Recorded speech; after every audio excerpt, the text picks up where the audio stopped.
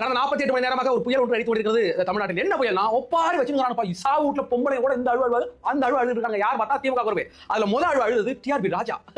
TRP ராஜா என்ன எழுதுறாருன்னா திமுக வந்து கூப்புக்கு வரது புதுசு கிடையாது. அப்படி இருந்தாலும் எவ்வளவு ஃபயரா இருக்காங்க எங்க பசங்க கூட எல்லாரும் டென்ஷனா இருக்கு பசங்க அப்படிங்கறாப்ல. டேய் இந்த நாள் வரைக்கும் 200 சீட் அடிப்போம் 200 சீட் அடிப்போம் இந்த பாடு படுத்துனீங்க. இன்னைக்கு திமுக தோத்தாலும் நாங்க எவ்வளவு ஃபயரா இருக்குன்னு அடுத்த கட்சியை வீக்கிற அளவுக்கு நாங்க இருக்கிறோம் அப்படினதும் அதற்கு பிறகு ஒட்டுமொத்த அந்த ஊபி குரூப்பும் அழுவாதா குறையா எங்களுக்கு கூப்பு ஒண்ணு புதுசு கிடையாது.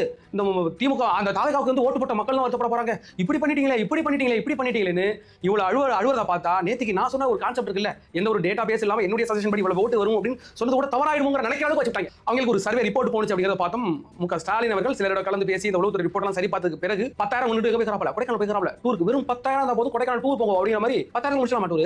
இது தெரிஞ்சு நான் போயிருப்பேன். இன்னமா கேக்குறாங்க. அப்படியாக போயிருக்காருல. இந்த ரிப்போர்ட்டின் படி சிலர் கசிச்சு இருக்கலாமோ, விஜய் அவர்களே ஆட்சி அமைச்சர் இருக்கு அப்படிங்கிற அளவுக்கு என்ன திங்க் பண்ணி நானே சொல்றேன். 18 சீட்டு பிடிச்சி விஜய் அவர்கள் ஒரு நடுக்கத்தை உண்டாக்க போகிறார். அதுக்கு தொங்கு சட்டமன்றத்தை உண்டாக்கி அவர் 2 வருஷம் சிஎம் ஆவதற்கு அதிக வாய்ப்புகள் இருக்கு. நம்ம என்னுடைய பார்வையில நான் பார்த்தேன். திமுக பார்வையில என்ன சொல்றாங்க, 480 சீட்டு 200 சீட்டு தாவேகா அடிச்சுங்கிற மாதிரி இவங்க ஒரு நரேட்டிவ் செட் பண்ணிட்டு இருக்காங்க.